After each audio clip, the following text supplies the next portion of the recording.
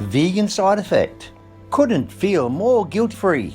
Our programs offer many languages. Please visit suprememastertv.com/schedule.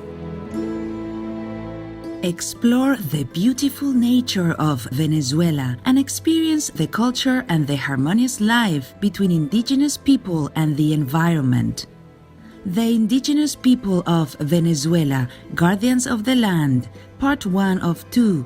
Continue watching to find out more. Wakupero Medato. This means "how are you?" in the language spoken by the Pemon people in the Bolivarian Republic of Venezuela. My name is Carolina. Diverse Venezuela thanks you for praying for humanity and doing your part to rescue our world. Welcome to our program, The Indigenous People of Venezuela, Guardians of the Land, Part 1 of 2. The Bolivarian Republic of Venezuela is located on the northern coast of South America, consisting of a mainland and many islands and islets in the Caribbean Sea.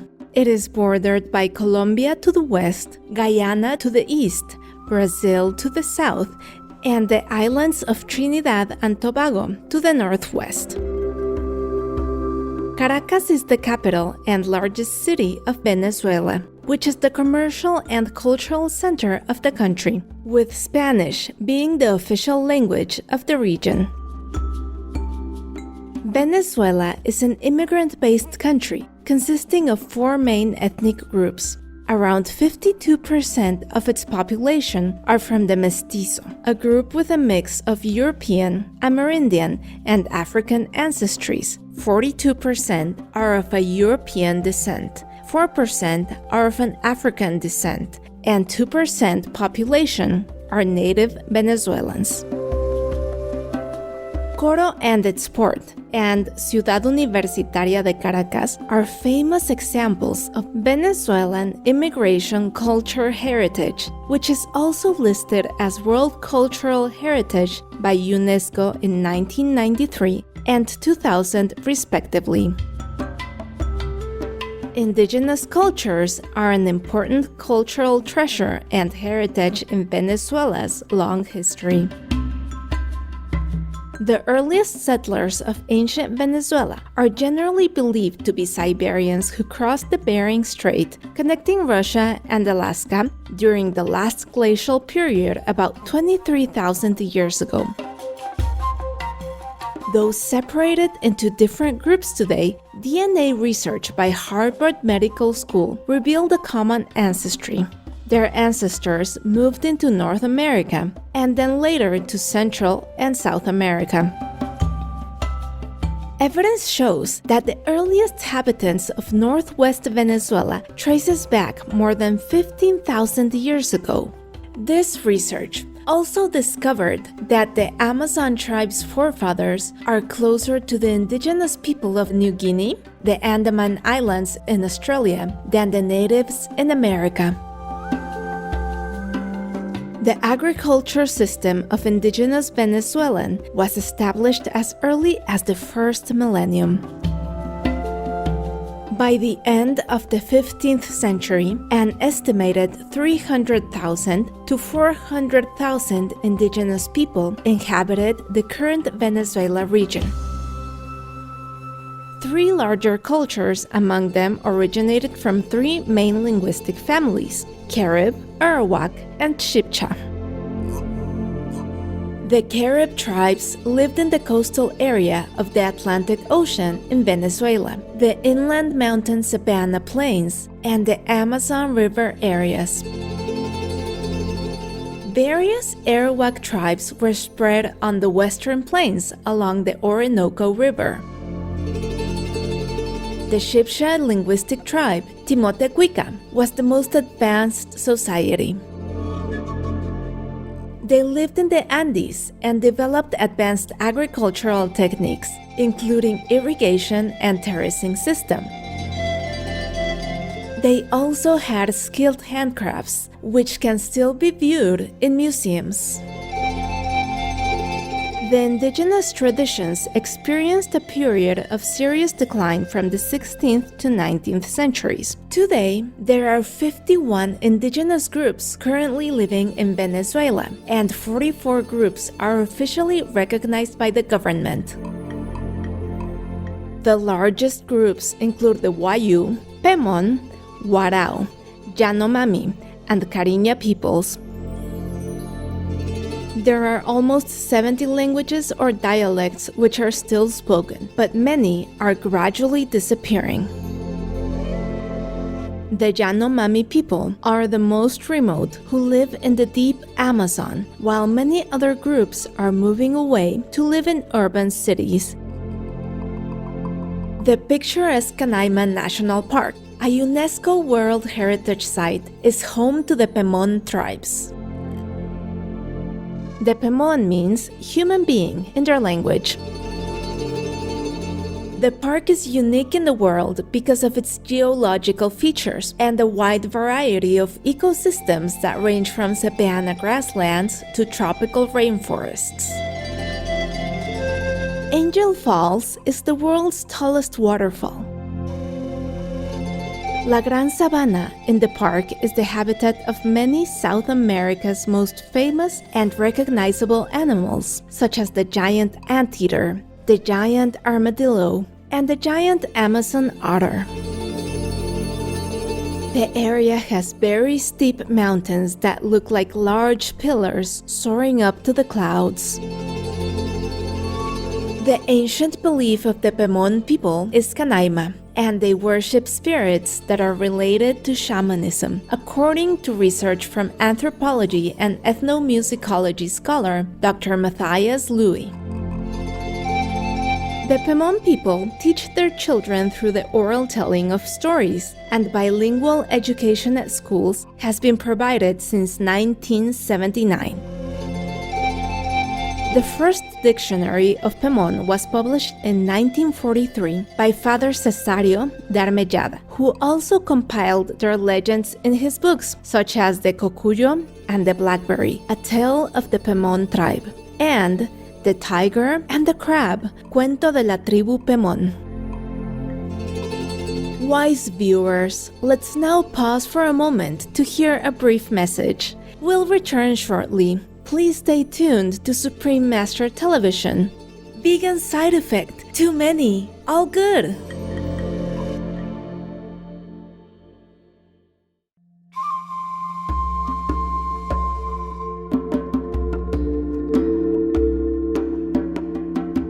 Welcome back to our show profiling the indigenous culture in Venezuela. The Pemon's houses are huts with walls made of clay or bark and roofs made of palm leaves. Hammocks are hung from the beams of the roof, and the fire is kept at one or two corners of the house. Arrows and tools are collected at a corner, while baskets, carrying sacks, and pumpkins hang on the walls. Their handcrafts include clay bowls, basketry, eating mats, and strainers as daily household products and tools. Their hammocks and baby carriers are made from weaving. The Pemon people also have their own techniques to make wooden dugouts, bark canoes, paddles, and bows. Besides collecting the food from the wilderness, Pemon men prepare the soil for planting, and the women garden, harvest, and transport crops. Yuca, manioc root, or cassava, aurosa, or a spinach-like vegetable, peppers, potatoes, pineapple, plantain, sugarcane, and other varieties of bananas are part of their main diet. In the past, Pemon women wore aprons made of cotton or beads, and men wore loincloths made of bright red cloth. From 1945 onwards, their clothes became more westernized. Facial tattoos, along with bands of cotton cloth or glass beads worn around arms and legs, are some common Pemon fashion. Music and dance, which used to be performed by shaman and their assistants, are still important in public festivals and rituals. The documentary film Pemon Culture, The Fire That Should Not Be Shut Down features the tribe's sustainable solutions to conserve and protect their homeland against fire hazards. They integrate passed-down rituals into modernized and safer fire practices. Pemon's living area, the Gran Sabana, with its gorgeous sceneries, has become a tourist attraction place and provides the main source of income for the locals. It is also rich in natural resources, which attracts business investors to buy the land for mining. Mining is the fastest and easiest way to make money, but they understand that line of business is also very harmful to their ecosystems. For the last 3 years, while the economy and tourism have been slow, the Pemon people in the Cavanayen village have resisted lucrative offers from the mining industry and have returned to a more environmentally responsible way of living with traditional farming. As a result of this wise choice, while other nearby villages have become deserted, their tribe flourishes. By clearing a small forest area, they grow crops and native foods such as yuca or cassava. The root of yuca can be used to make beverages and food for the community. The exemplary actions of the Pemon people in Cavanayen village was caught on camera by photographer Federico Cabrera in 2020 when he was touring the country on bicycle. He reported what he saw and made it a headline with BBC News.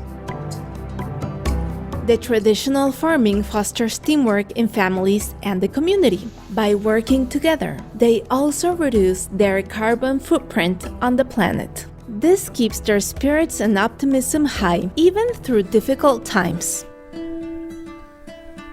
Y que el día de mañana va a ser mucho mejor y para ellos también, pues para el futuro de nuestros hijos, es tener esto aquí, pues esto es lo más preciado que tenemos. No pueden ofrecer 1000 toneladas de oro para sacar lo que tienen en nuestra zona, pero eso es algo temporal.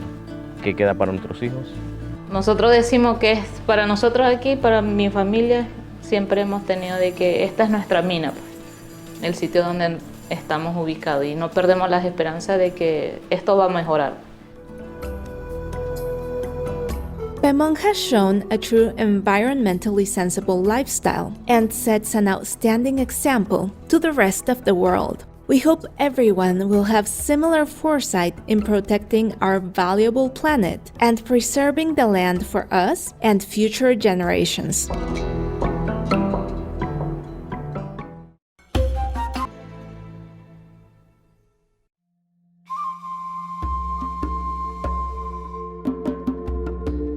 When you are in the company of the friendly indigenous Pemon peoples in the Bolivarian Republic of Venezuela, you can greet them with Huacuperu in the native language. My name is Carolina. The amazing Venezuelans seek their answers and solutions with love. May heavenly blessings be showered upon you. Welcome to our program, The Indigenous People of Venezuela, Guardians of the Land, Part 2 of 2. The Bolivarian Republic of Venezuela is a country of immigrants, with 2.5% of the population being indigenous people. The main groups of natives in Venezuela include the Wayu, Pemon, Warao, Yanomami, and Cariña peoples. The harmony between humanity and nature is truly preserved by the lifestyle of these indigenous tribes.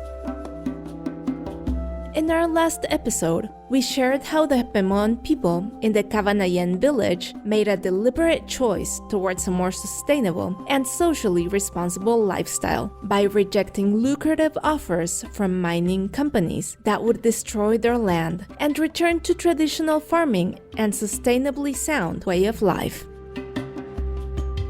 Today, we will continue to explore more Aboriginal groups in this great country. The Orinoco River is the longest river in South America. It is also the inspiration behind the hit song Orinoco Flow by the famous Irish singer and songwriter Enya. The river created the Orinoco Basin, a fascinating place with landscapes untouched by colonization. The people of the basin still keep their indigenous housing styles and use canoes to travel. Those living in the region include the Yanomami tribes near the headwater areas, the Waika tribe and the Maquiritare tribe in the southern uplands, the Warao tribes in the Delta region, and the Guaibo and Yaruro tribes in the western Llanos area. The Warao tribe is the guardian of the Orinoco River. The word Warao means the boat people, which reflects their direct relationship with the river. Some live in palafitos, which are thatched huts on stilts above the water.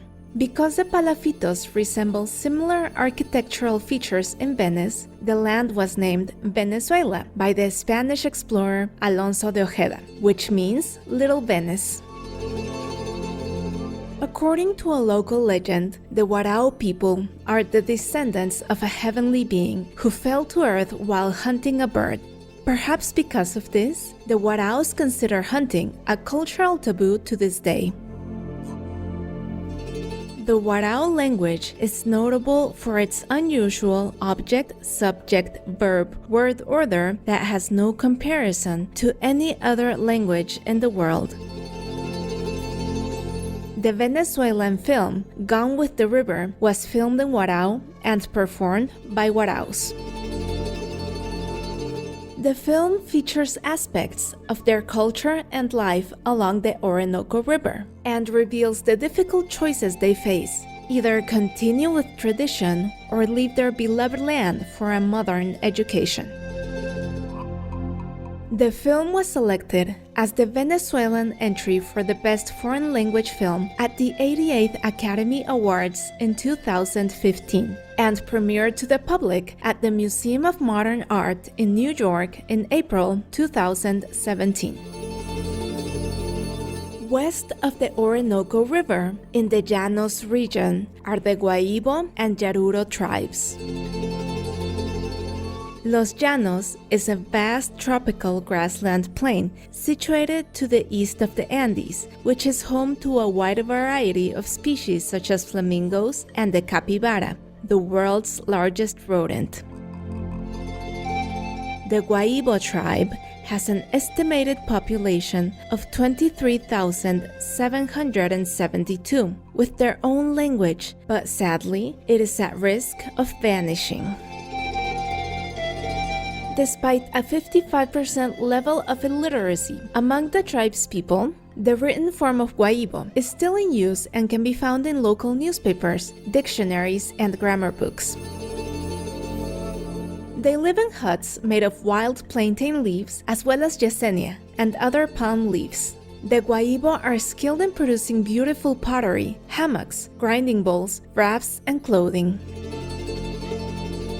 Their musical instruments include rattles, panpipes, and cane flutes. The Yaruro are a mobile tribe, moving between the two dry and wet seasons. Their homes use moriche palms as the main material for thatching the roofs, with zinc lamina also used on some buildings. When they move location, the wood used in the buildings is taken to the new site and reused. The Pume language spoken by the Yaruro Pume is unclassified. However, it's widely used by the people today, in addition to Spanish. Eco-smart viewers, let's now pause for a moment to hear a brief message. We'll return shortly. Please stay tuned to Supreme Master Television. Vegan side effect. You will feel heaven is nearer.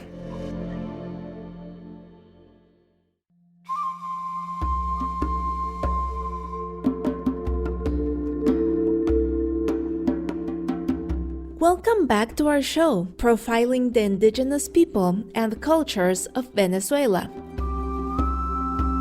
The Yanomami tribe, with an estimated population of 35,000, are scattered throughout the Amazon rainforest between Venezuela and Brazil. In the 1970s, gold mining operations began in this region and endangered the Yanomami culture. In 1993, UNESCO established the Alto Orinoco Caciquiare Biosphere Reserve to protect the traditional territory and lifestyle of the Yanomami and Yekuana peoples.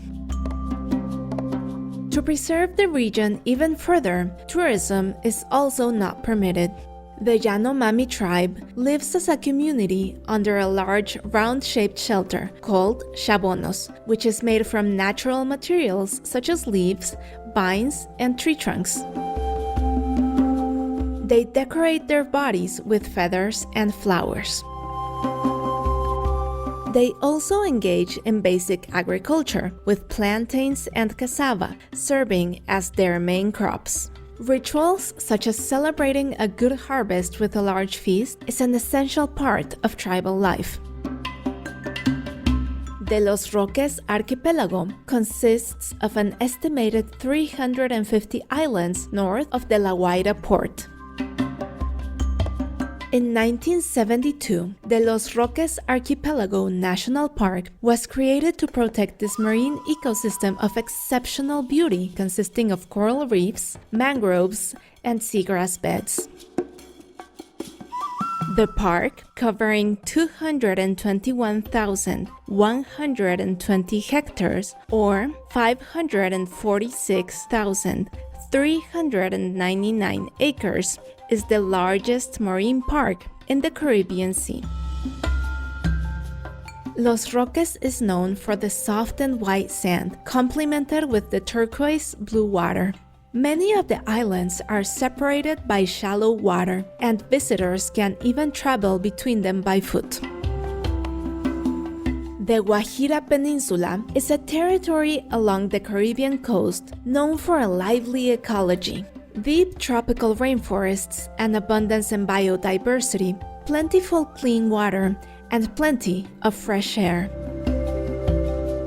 Coal mining was introduced in the 1980s by transnational companies, which led to harmful pollution and deterioration of the ecosystem. The polluted water and deforestation, along with droughts, have changed the once fruitful area into an arid and barren land. This destruction has brought serious problems to the Wayuu tribe, which is one of the largest indigenous groups in Venezuela. They have an estimated population of 293,777, of which 57.5% are Amerindians, according to the 2001 census.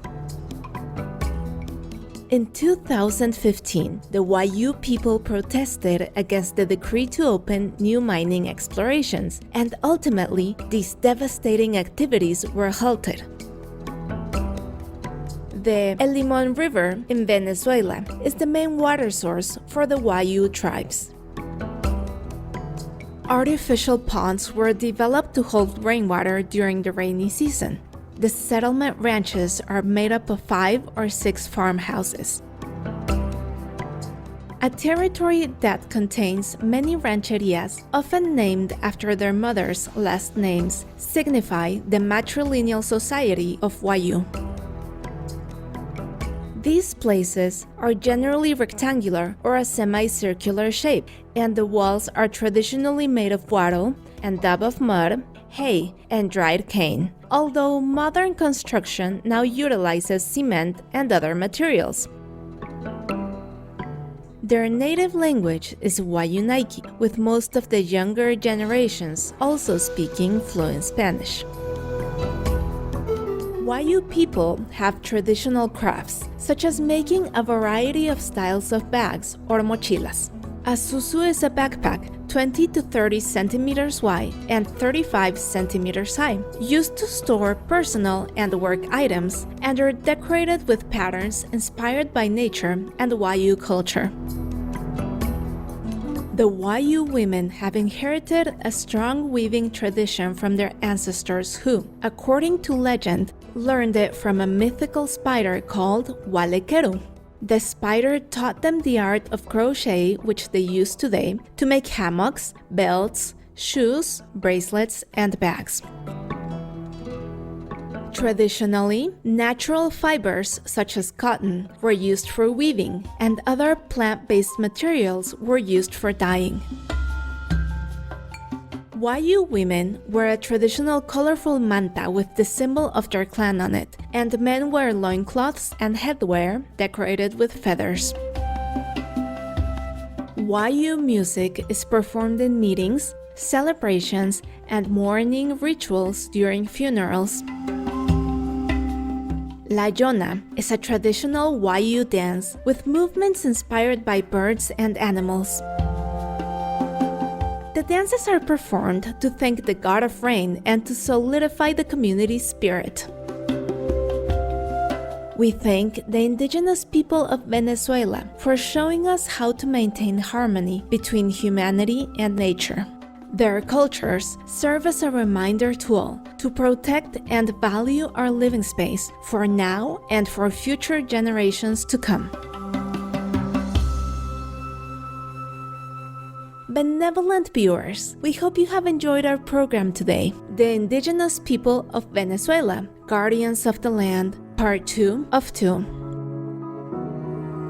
Up next is Shining World Compassion Award recipient Jeremy Hess, vegan, nurturing kindness to animals in the community, right after noteworthy news. May all countries join together to uplift one another with the divine's unconditional love. Vegan side effect. You will see life in a better color. Our programs offer many languages. Please visit suprememastertv.com/schedule and suprememastertv.com/CTAW.